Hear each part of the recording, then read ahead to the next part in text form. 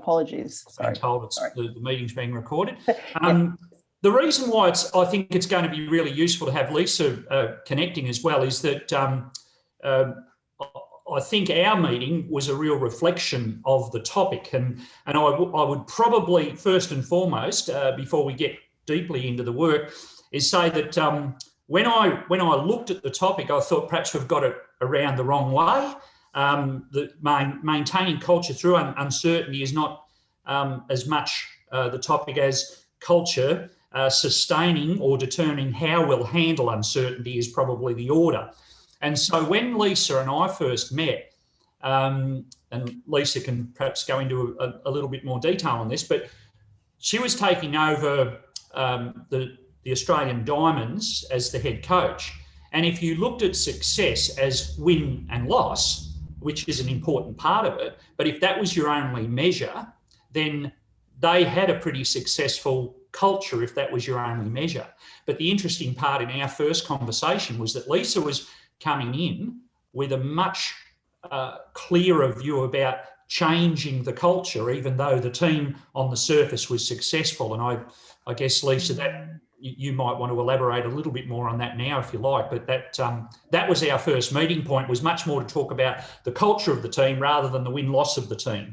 And I think that will open up, a little bit more of the conversation. So I can recollect the first meeting, but I'm sure you can as well. So do you want to give a bit more background there? Yeah. G'day, everyone. And using g'day has been very interesting for me. I've tried that with my new London Pulse colleagues, and I've had to explain g'day. So I've really got to learn the new language that I'm going to have to use in England, and that's very humbling for me, which I absolutely love. So thank you all for joining in today. I think we've obviously had some people that are here that have been part of leading teams before, and we're welcoming you back, and many of you are looking at perhaps going down that line with your businesses or yourselves, and I encourage you to do it because I get to work with the leading teams mob now, and I absolutely love it. I love the day a week that I do, and have really enjoyed absolutely observing a business that actually walks its talk. That's what's been most fascinating for me since I've finished with the Diamonds. Having said that, I just also want to acknowledge the traditional owners of the country that I'm on, which is the Dja Dja Wurrung land here in Avoca, and pay my respects to the traditional owners and elders past and present and future leaders. I am the mother of Indigenous children, and people get a little bit shocked when I tell them that. However, I am, and I've also been very committed to, I guess, getting more Indigenous young people into the Diamonds program, hence the fact that we ran the first high performance Indigenous program. And we need to do a lot more in that area. So I just wanted to make sure that people understood where I'm coming from there.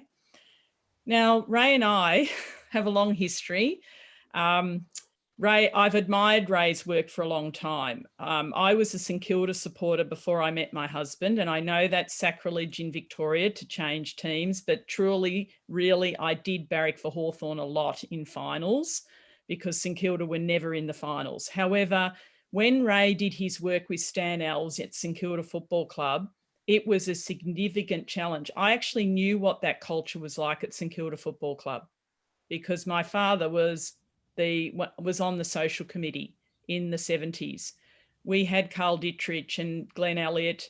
For those of you who are old enough to know that, they were the stars of, they were the Petrarca and the Max Gawn of St Kilda in those days. And they were around at our house. So I knew quite a lot about the culture of the club. I knew when it was successful back in the 70s, the early 70s and the 60s. I didn't get to go to the 66 grand final win for St Kilda. But knowing a lot about the club and being connected to it as a young person, when Ray came in and started working with Stan Alves, it was mind-blowing, actually, what Ray did and Stan did with that club at that time. it was ahead of the game in my view. And so I have always admired Ray's work as a facilitator. I believe he is a world-class facilitator, and I wanted the very, very best to work alongside me with the Diamonds. So I was pretty picky, and Ray was picky as well, because he had to know that I was going to be a head coach that actually listened to him, and we worked together collaboratively on the dynamics of the Australian Diamonds. I went in there as a rookie coach, first full-time ever position as a coach. I had been a teacher and I was coaching part-time, but I have been in high performance for 30 years now. That's why I always say to people, don't talk about professionalism being equated to money. It is not. It's actually how people go about their work with integrity. They don't have to get paid a lot, but we want them working professionally. And the Diamonds have always done that since the 1960s. In the very first World Cup team that went and won in England, they travelled over by boat. They stopped at Sri Lanka. It took them 6 weeks. They trained on board and they won the world title in 1963. And I was lucky enough to have their, I guess one of the best players sat alongside me in the World Cup win in 2015 in Sydney, Margaret Caldo, who is a legend and would be like Ron Barassi is in football if netball was more well known to everybody. Having said that, Ray and I got together, we had a chat. I'm a person that takes a little bit of time to do the work to find out what we actually need to do with the culture of the Diamonds. I wasn't going to go in there and not be honouring the past of Norma Plummer, particularly, who had been my coach in Victoria and I looked up to as a coach. But there were massive issues going on in behind the scenes. There was actually personal damage to a lot of players. And so a lot of that work I had to be very careful about that. And I wanted the players to really want to come to camps. They actually didn't even want to come to Australian camps.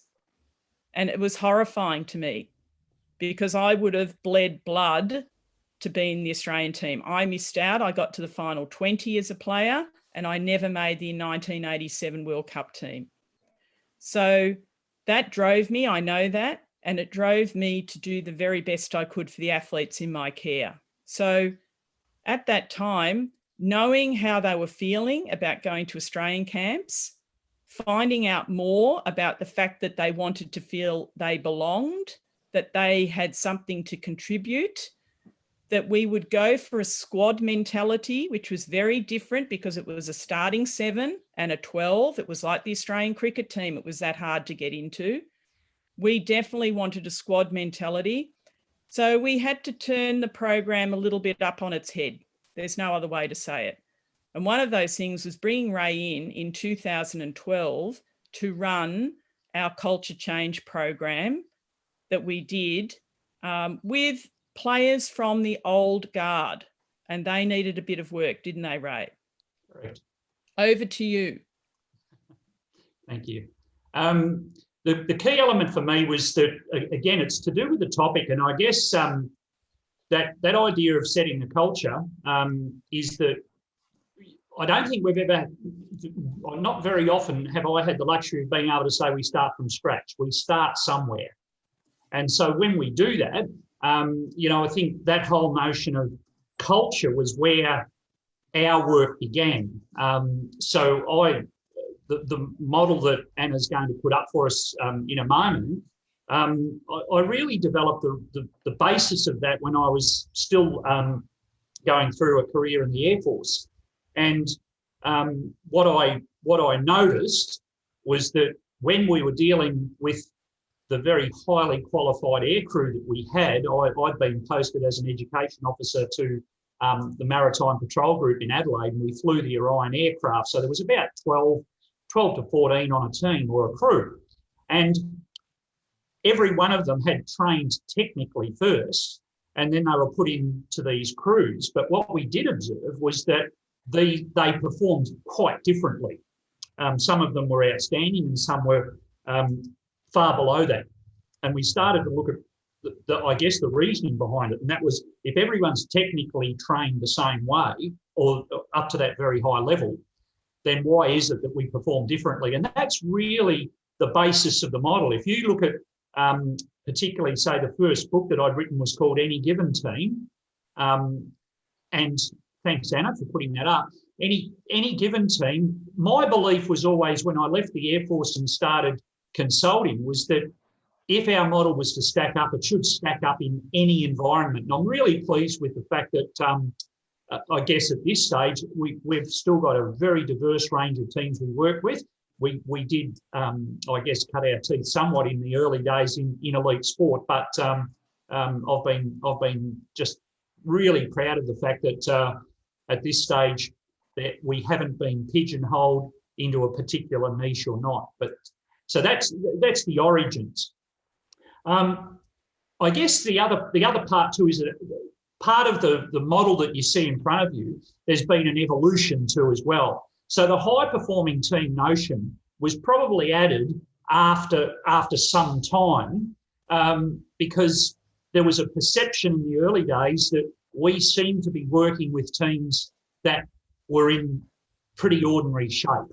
So the early stories were of teams which had come to us and then fortunately for us, there was some sort of improvement going on. And so I guess in the early stages, we talked more about improving team performance than perhaps that striving for really high performance. And there was a turning point where some teams would say, well, we're in pretty good shape. We're actually a good team, but can we get to another level? So our language, perhaps shifted a little more there. I think we sort of led that language a little bit more before it became prevalent in sport. Now you have high performance managers, and Lisa is one of those and will be one of those.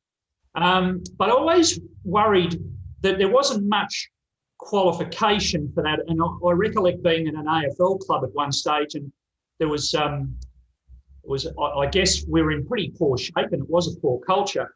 And I noticed that the high performance manager one morning, he changed the sign on his door from high performance manager to elite performance manager without much qualification other than he changed the word. And I thought, if we're going to escalate that, where does it all end? And again, what's the qualification? So if I'll jump around a little as I explain, and certainly we'll leave some time to pop a question or two before you go into your groups. But I really started down at the dynamics level in terms of culture, because that's where the work began. And as I said, if we looked at the heading for today or the title of the workshop, it's probably more apt that is, culture maintains, sustains or determines how we'll handle uncertainty or poor performance. And that's really where we started. So Lisa's right to say that in the very early days with the Diamonds or with any of the groups we were going to, it was that point. And when we talked about culture, we were talking about the behaviour which had become accepted or not. And I don't think in 30 years, I don't think I've had to change that definition too much at all. The idea that the culture is linked to behaviour has, in my view, stood the test of time. In the Diamonds, Lisa was right. The recollection I had was doing some work with the players, and part of that was asking them what behaviour we'd come to accept that perhaps wasn't productive. And I know Lisa was being a little bit more general, but I can remember specifically a player saying, and she was a very, very good player for Australia for a long time, who said that her first experience was that she'd hoped she'd never get picked again because of the way she was treated, because of the hierarchy in the team, because of a whole range of behaviour. And so even in that culture of winning, sitting behind it was some things which were certainly, if addressed, and if addressed openly, could drive us to another level of performance. And so that's where that language came. In the military, I think the reason why that the element of common purpose we didn't focus a lot on was because that was driven into you. Why did we exist in the military? Well, if it was when required, we had to defend the country. So I think people understood that really clearly. But as I started to do more work with teams, I was also starting to realise that perhaps in many organisations, that common purpose is either a tick the box exercise or it's a bit taken for granted. And so I've become much stronger in my facilitation, and certainly from a leading team's perspective, we've become much stronger at driving that question and asking, why do we exist? If we didn't exist, is anyone worse off? And really pushing our thinking, because for me, just as easily sitting either side of that is the link to leadership. Really strong leaders, really purposeful leaders, I think do a lot of work in that space. And so when you come into a team, to me, there's two lots of language that can occur. In a team where there's a lack of understanding of purpose, you'll often hear language like, I only, or I just. I'm just the accountant. I just work at the front desk. Now, if you hear that language, I don't necessarily apportion blame to that person. I would say, who is leading them? And so today, that's why the link between high performance in a team and your performance as a leader, no matter how big the teams are that you lead or the organisations you lead, that for me is a really important lesson, to be able to go back and say, so what is the language being used around me? Am I aware of that? Ray, can I butt in there with a little story about the England Test series? Yes. And it's very pertinent to that, because we had only just begun our journey to having our trademark, Sisters in Arms. We developed that with Ray back in 2012. And we had a fairly rocky time, I have to say, as a program in our Constellation Cup and our Quad Series matches at that time. We actually lost our Constellation Cup in 2012. So that really hurt, and hurt my standing, because people were starting to question. And it also, we did win the Quad Series, but we lost the final game against New Zealand in New Zealand. So the thing that defined the difference for me at that time and helped me as a leader at that time was the fact that we had started to embrace the behavioural agreement that we had. We were working on genuine conversations and strong professional relationships, but we were reviewing. That was the big thing that we were doing. And so instead of having the background conversations of players with their coaches, their club coaches, or, bitching to their parents or friends, we actually held the team accountable and ran our review after every training session and after every match. And boy, did that make a difference to us. So we really explicitly worked on this. Our common purpose at the time was not to win things, but it was to be the world's best high performance program. That was the vision that I went in and sold to the Netball Australia board at the time, which enabled me to be appointed to the position, the first non-playing coach for, I think, forever, really. And this made a huge difference to the leadership of the program at that time.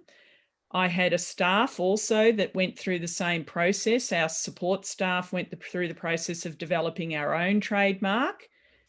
And Ray and I worked on this very closely, because we know that a support staff can bring a program undone, and they can be actually your weak point in a team. Because if you have a soft ear, then you've got somebody who players can whinge to, and it all starts to unravel. The English Test series, we lost every test in England, but we had a successful tour because we had growth and learning about what it was and what it meant to have an agreed behavioural framework.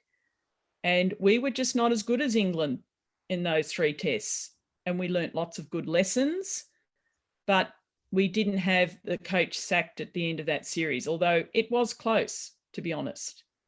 But we got through mainly because of the tightness of our staff around the culture and the purpose, and also the leadership in the team. We had started to work on the leaders in the team, how they would drive the culture and behaviours of the diamonds around the Sisters in Arms trademark. And so what could have been an absolute disaster, and I could have got the sack at that end of that tour easily in the old days, had become part of the process and worked towards a high performance program that we wanted and we had as our vision. So I often said to Ray, I would not have survived that test series without the input and the work that we'd done together on our culture and our dynamics.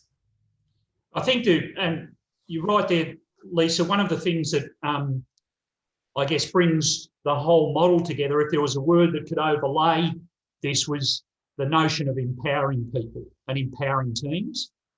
And that always sat behind whatever I was doing. And I think it's sometimes a misunderstood term, because as leaders, we might hope that we can empower people, but in the end, empowerment is in the eyes of the receiver. Do I feel empowered is the question.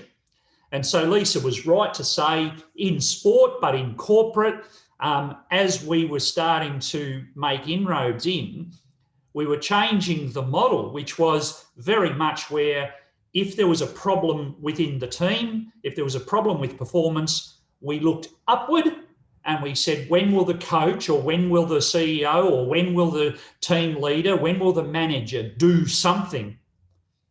And the whole purpose of our work was to have that feeling of responsibility brought down to the lowest level possible that we could have it. That idea of I'm invested in, I understand my responsibility and I feel that responsibility goes right back to the purpose piece. And I guess there's been 3 or 4 examples. It would be unusual if people hadn't heard about the John F. Kennedy story, with the old fellow sweeping the floor at NASA, and the president stops and chats to him and says, what do you do? And he says he helps put people on the moon. That's a fantastic example. But I guess for me, the test that comes, and the reason why leading teams is a broader team, is so that we've been exposed at each of these levels, and do we do that? And I was observing one of our facilitators about 2 years ago, and the CEO of the organisation, who I hadn't met, came over at lunchtime and just said to me, I thought it might be useful for you to know how you got the work. And okay, yeah, because I didn't know.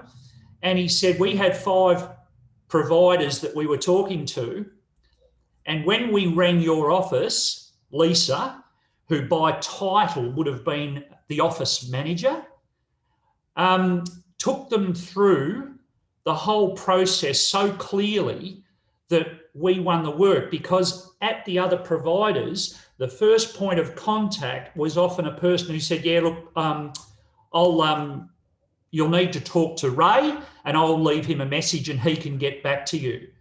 So almost a very subtle break in the chain. It wasn't that the people at the front desk were incompetent or anything like that, but their feeling of what's my real role. And I guess I was always pleased with the idea that Lisa saw the role specifically as the manager of our office, but more importantly, a custodian of our business as well. And so those subtleties often happen behind our back a little, but they're worth noting as real examples. And I suppose the other one that I shared with our staff, with our team not that long ago, was another client of mine is actually an agricultural firm that are based out of Western Victoria. fantastic group, about 25 to 30, and they strip wheat crops from southern Queensland through New South Wales and back into Victoria. So they follow the season. And I was putting that purpose question to them, why do you exist? And if you can imagine, these guys are from guys, and there's women in the team as well, but they're from farming backgrounds, and we were meeting in the old football club rooms nearby. And I kept saying, so, why do you exist? If you didn't exist, are we worse off? And they saying, we exist to strip crops. And I said, yeah, but farmers can do that for themselves if they've got a header. And they said, yeah, but we can do it better. Oh, yeah, okay, how? Oh, well, we're faster and more efficient. Yeah, okay, but if I get a better header, I can still... And I kept pushing them until one young fellow, I think out of exasperation more than anything, said, Ray, if we didn't exist, you wouldn't get your toast in the morning. And I sort of just bowed to him, and now when I hear their language, they actually see themselves as a vital part of the food chain. And if you go to work thinking that way, as opposed to I'm just stripping crops, it does affect performance.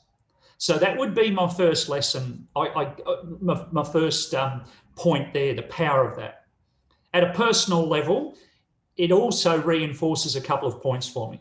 When I started consulting 30 years ago, I was a sole trader. And I was coming home from Adelaide. I'd worked with a client, and a woman I sat with on the plane asked me, what I did, and when we just chatted. And after I'd explained what I did and that I'd been over to see a client and we were working on teamwork and leadership, she just asked a really simple question, but it was profound. She said, so how many are on your team? And that just absolutely hit me. And so we grew leading teams, not because we could make more money doing it. We grew it as a philosophical proposition that I was no longer comfortable being able to go and work in the space without actually having a team ourselves. And I guess the common purpose element for me has proved pivotal over the journey, as of the other pieces, and none more so than when we struck COVID. And so my business partner and I at the time, on the Sunday night, were probably in as confused a state as everyone else, and got together, and were certainly not able to have all the answers and predict what could happen to us. On face value, when you work face-to-face with teams, we had to face a reality, which was the business could fall off the edge of the cliff. We knew that wasn't going to be a great proposition to take back to the team. So we did some maths and said, if we don't earn a penny between now and June, we can get by. So let's reassure the team that everyone's still in. But more importantly, which was unusual for me because my leadership style is pretty cruisy, but the next morning I went to the office and had one of our team do a video for me, and I sent it to the team that day. And I guess it just hit home. You're either in with this or you're not. And so I reminded our team that our purpose is to help teams to become teams and individuals to become high performing, and that it didn't have in brackets beside it unless there's a pandemic or unless times get tough. And so it was a great reminder to me that if you embed any philosophy, but it's got to be embedded, because that's where you fall under adversity. If the first thing I'd done was approach the staff and said, look, it looks like things are going to be tough, we'll stand everyone down and then we'll regroup somewhere further down the track and see how things are going, that would have had implications as well. So that idea of why we exist, and then our trademark or our culture is built around going the extra yard. And I said again, it wasn't that going the extra yard is in good times. And so the first, as an example for me, and I know Steve Harris would be very familiar with this part, but the first thing that happened was that AFL clubs, for example, were just virtually shut down. Their budgets were shut off, staff were let go. And my first phone call was to the Sydney Swans, who were one of my clients, and just said, look, if I can still help, albeit via Zoom, And they were saying, no, but we can't pay you. And I said, no, you've missed the point. I'm not ringing to ask for money or to see whether my contract's secure. I'm ringing because part of what we do is help. And that involvement continued over that season. And it wasn't about me being a big hero or anything like that. It was just dropping back to what we actually stand for. And so as you're going through the day, it might be that you can start to pose those questions yourself. I will also say, from my point of view, and it was quite interesting timing for me being, let go, I guess, from the Diamonds, because I did want to continue at for the next cycle. What happens in high performance sport, particularly in government supported sports like netball, all the sports actually have some sort of taxpayers' money going towards it. So I thought I'd just let you know that. But netball does rely on government funding through the Australian Sports Commission and Sport Australia. So, yeah, I wanted to keep going. I thought I had enough energy and vision and experience, et cetera, to go for another 4 years. And I put a proposal to Netball Australia about training up the next, I actually spoke to Ray about this too, about mentoring and having the next person who was going to be the next Australian Diamonds coach work alongside me and, be embedded in the program basically for the next 4 years as well. However, that wasn't to be. Leading teams, Ray reached out. I had the shock of being told no, and it is a shock. It doesn't matter how much you're prepared for it. I was told back in November of 2019, so I had to keep it a secret for a long time. And also coach a bushfire relief game on March the 1st, which I'm very grateful for because I got that opportunity to finish off with the players and the staff and have a win as well. And just enjoy that opportunity to contribute at the highest levels for my country and continue and work with the Sisters in Arms trademark, which we developed. And it is still standing today. It is going on, even though there's a new style of leadership appointments with Netball Australia. The players are very firmly ensconced in the Sisters in Arms trademark, and the behaviours and standards that we talked about and lived during that 10 years of living on.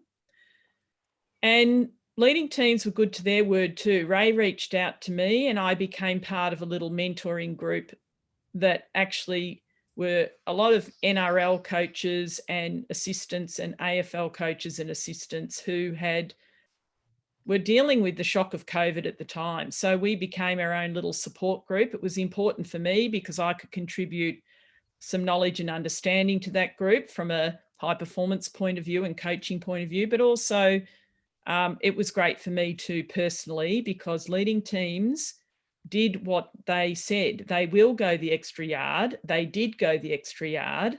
And I think it made a huge difference to a lot of us on that little mentoring group at the time.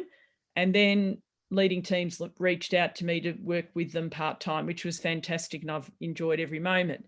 Having said all of that though, what's been really interesting for me in this time of COVID is the fact that if you don't have your culture in place, if you don't explicitly talk about it and work with it and check in with people, then the businesses would just not succeed. And many of them took a long time to do the turning of the Titanic to realize that.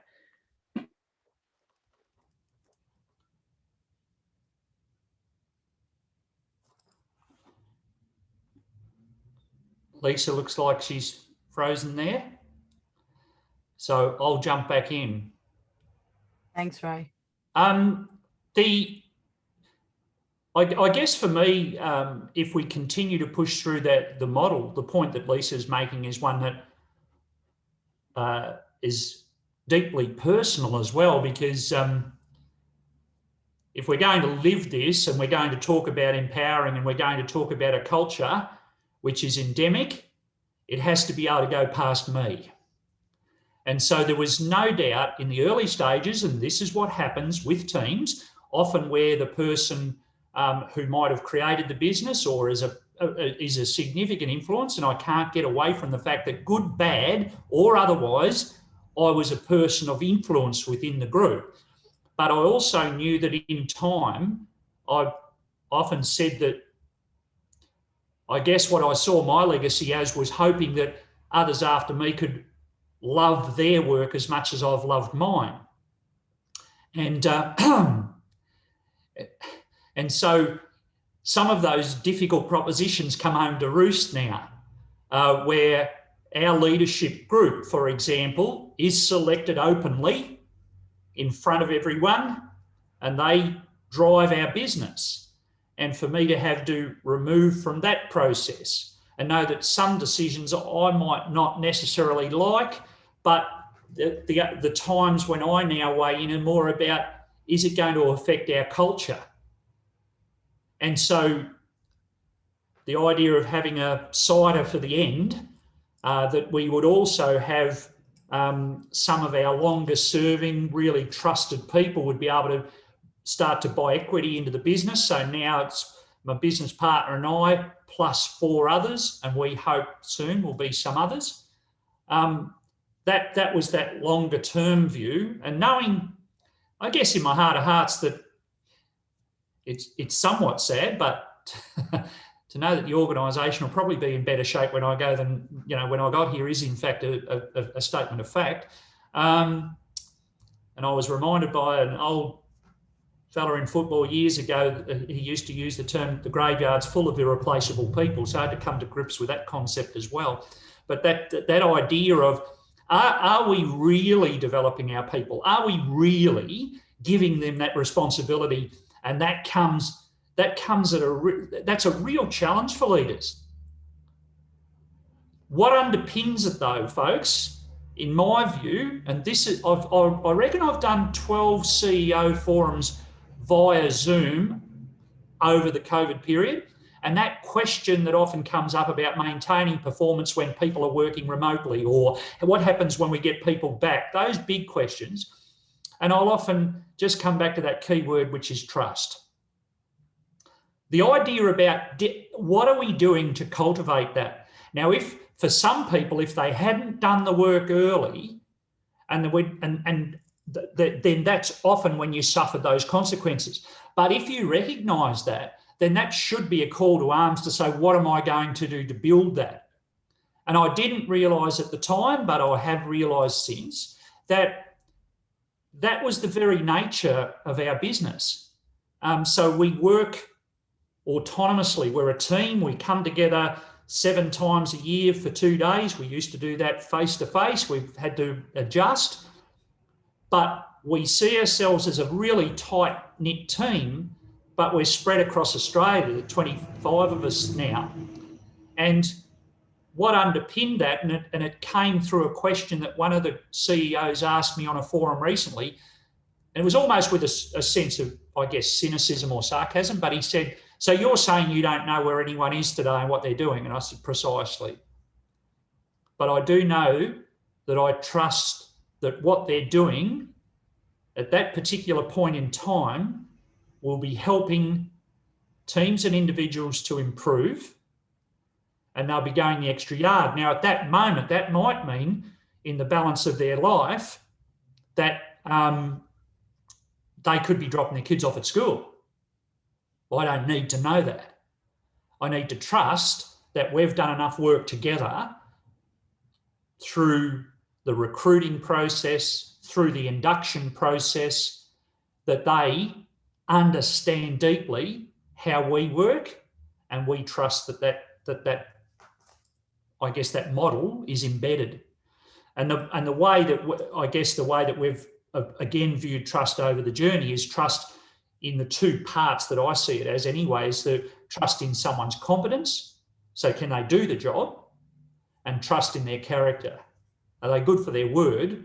And would they put the team's needs in front of their own if they had to? And being able to wrestle with that, I think, again, sometimes those terms can be viewed as a bit tried a bit, they can be almost throwaways. But if you're serious about developing a culture which will sustain itself through uncertainty and really accelerate when the times are good, then it will be hard to imagine how that's done without building that level of trust and without creating that sense of empowerment in people. In fact, I guess there's a couple of examples for me.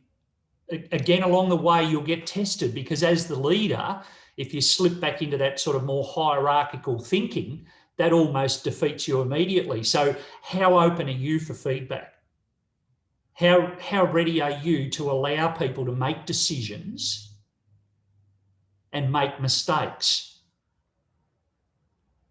Because you can't, in my view, you can't get the benefits of empowerment and the benefits of building that strong culture without a risk along the way.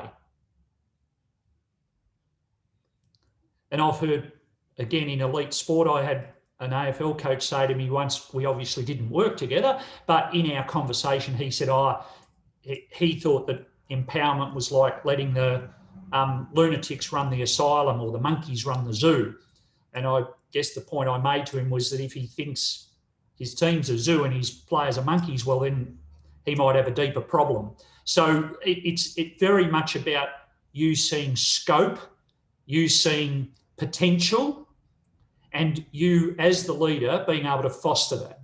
And so I think, and I always remember back to an example for me, which was, it wasn't a significant test, but we had a young woman join our team, Nikita, as a trainee. So she was 17 and it was her first job.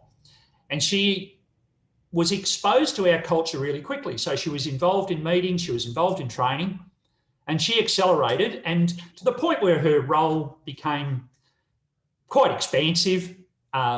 She was often used as a PA for when my business partner and I might go to meetings. And we went to a meeting to do a pitch for some work one day with a client. There were 4 of the executives, myself, my business partner, and Nikita. We did the meeting, did the pitch, and we always review, as Lisa said, those genuine conversations down the bottom. You could just as easily put review in there. And so we left the meeting, sat down at the coffee shop and said, how did we think that went? And Nikita was the first person to speak. And she said, well, I thought the 2 of you were well below your best today. And we said, okay, well, how's that? And she said, well, Ray, you got carried away and then you swore a couple of times and you didn't pick up that the clients didn't like it. And I was really surprised. And I said, okay, thank you. And then she had some other feedback for Jared, it was at the time. And after that, I sat back and felt like we'd kicked a goal or 2 there. That I tried to put myself in her position and go, what were the options? And the easiest option was to say nothing. But the other part was to say, what's the consequence of me having an opinion? And they're the sorts of things which I think as leaders, when we get into our forums shortly, it's worth us thinking through that. The other part that has served me well, I guess, over the journey also, is that model around teamwork drills right down to where it's the same at the individual level for me. I think it's a really, really important step to take as not only leaders, but as professionals, as humans, is to also have a personal trademark, something that you hang your hat on when you're under pressure. And the combination of the two, when COVID hit, were really important for me. Mine's based around resilience, wisdom, generosity, optimism, honesty, and team. They are the concepts that fit in my personal trademark. And so that combined with going the extra yard, that combined with our sense of purpose, gave me every bit of direction I needed when we couldn't begin to predict what was going to happen. Now, did it guarantee our success and our future and all those sorts of things? No, it didn't. Did it drive us into some of those genuine conversations? Absolutely it did. One of the first things we did was to say to all team members, go away, get yourself clear. Talk to your lawyer, talk to your accountant, get your position squared up so that we can all help one another. It was right at that deep level that we were talking there. And for me, as I said, it wouldn't have, had I not been through and embedded this at the level that I had, it just seemed to be almost an automatic response. And I think that's what I would determine as culture. And I think that, for me, again, is that when I'm gone, which will be sooner than later, when I'm gone, I would expect and see the same response from those behind me. And it's even been, what would you say? It's become even more relevant now because one of our newer members of the team happens to be my son, who's been pushing me for somewhere near probably 15 years to join the organisation. And I've kept pushing him back saying, go away and get plenty of work experience and do all those sorts of things. And he's kept knocking on the door. It's not unlike how some of the others got to here. It's their push and shove, which was the key qualifier. But when you've got that added layer of a son that you're working with hand in hand, and you're going through these sorts of conversations, there's no doubt that's put a depth in our relationship, which we hadn't had previously either. And that bit makes me stop and just think also. Anna, Hi, Ray.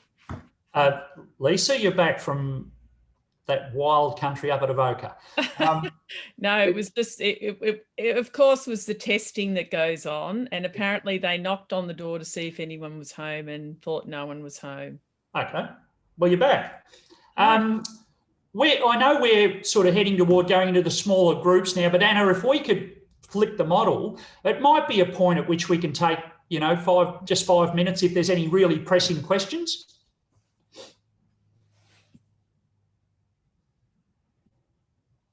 Lisa, what was the biggest resistance that you had in the team as you were taking them on this journey of cultural change? The interesting thing in an Australian team, and because you're the coach, there's actually not a lot of resistance. We were actually, Malcolm and I were discussing this just the other day, actually, about the history of this, because obviously I'm going to be working with a new team and a new support team with the London Pulse. So a lot of the lessons that I've learnt from what happened with the Diamonds, of course, I'll be applying, and also the new knowledge I've gained being a part of the leading team's team for the past year as well. So I think you can never know that you've got everyone's hearts and minds. I think that's the thing. You just, as a coach, you're not going to please everyone all the time. And that's part of you learning as a leader to cope with the fact that you need to be respected. And what I like is consistency of the message and, transparency and explaining to people why they've missed out on teams or why they've got into teams. So you never know quite how much resistance you've got. All I could tell from my time, though, was the fact that the team loved the squad mentality so much more because it felt right. It felt true and correct to have a squad mentality and not to just rely on one or two people, the captain and the vice captain. It meant we had truly a leaderful team. And at any given moment, I would say, and of course I would say the 2 times that we won gold medals, we had that commitment across the board. And an example of that actually is the fact that our vice captain and our deputy vice captain, if for want of a better word, were sitting on the bench in the gold medal final in Glasgow. So that was Bianca Chatfield and Kim Green. Now, they would have loved to have been on the court. And in the old days, they would have been on the court, most likely. but they weren't. Our captain, Laura Geitz, was, and Maddie, and she was Brown at the time, and she is now again Brown. Maddie Brown was ahead of Kim Green at that time. But Kim Green had to put her own person, she had to put team first. And so did Bianca Chatfield. She would have loved to have played in that game, but Julie Corletto was the better choice. And in fact, I always selected the team with the captain and vice captain as well as the coaches. We did it together. And she agreed, even though she desperately wanted to play, she agreed that Julie should be on. Now, to me, that is the true essence of people being fair income, about a leaderful team and we before me, our mantra. I think if I could just jump in there too, Ali, there's a tendency when you may, Lisa said you're never quite sure. Well, that's why you've got to create the environment to be as sure as you can about who's with us and who's perhaps not. The trick, I think, for leaders is not to be mesmerised by the ones who are not. Yeah. So the ones who are really, are resistant or are just not paddling with you, sometimes they can draw our attention.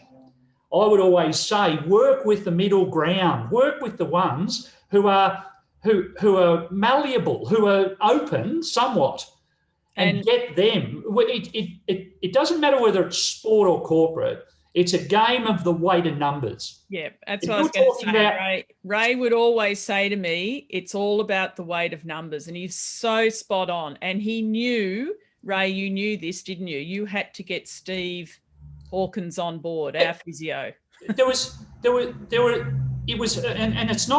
mightn't be as clear when you're immersed, but if you come in as an external person, I could go bang, bang, bang, yeah, okay. And you could sort of see through their behaviour. Now, again, it was to keep bringing the team forward, And as the leader, not be distracted. Deal with some of the behaviour when you had to, but remember the power of what we do is empowering the team. Yeah. So very often in those moments, there's a tendency for people to say, well, what's Lisa going to do about this? Well, our question back in those was very much, what are you going to do about it? Have we had those conversations? And the more that they can take place, I still believe after 25, 30 years that there's still a latent force in Australian work teams that's called the peer group. And when I asked this question of one of those CEO forums recently I spoke at, I said, if you could just pause and think, how much of your day is spent managing other people's relationships? And for some of them, the answer was not flat. Look, it was just too much. And when they got caught in that position, that they could see how that directly relates to performance. We had an example of that with, she was what we call our unlikely captain, Claire McMiniman at the time, who's now Claire Ferguson. And I've done a podcast interview with her. So if you want to go back and have a listen to that, it's actually quite interesting. Claire, I often say, and I said this to Ray, was really my best captain because she really she felt empowered to do the work and lead the team in the way that you would be just so pleased with as a leader. So, for example, I didn't even know there was an issue going on between a couple of the players. I didn't need to know. It had already been nipped in the bud by Claire doing the work that was needed as a captain at the time and a leader of the team to actually bring those two people in and give them the talking to that they needed. And I didn't have to be involved. I didn't have to use my energy in an area that really should have been the captain's responsibility in understanding the role of the leader. And of course, then I just got told about it and I said, great, perfect. That's fantastic. So, and that contributed to performance. That's the key thing. See, in high performance, I used to get poo-pooed about this stuff back in the day. They would say, oh, it's all, airy-fairy. It's not real high performance. Well-being And you'll notice well-being is the most important thing in high performance sport. Well, we were talking about that 10 years ago, but I was seen as soft. But to me, it's the hardest thing to do, is to empower your leaders that you've helped to educate and create that together vision, and actually let them do their work. You know, that's the hardest thing. Any other? I can see Mitchell's got a Yeah, question. Mitchell might have a question.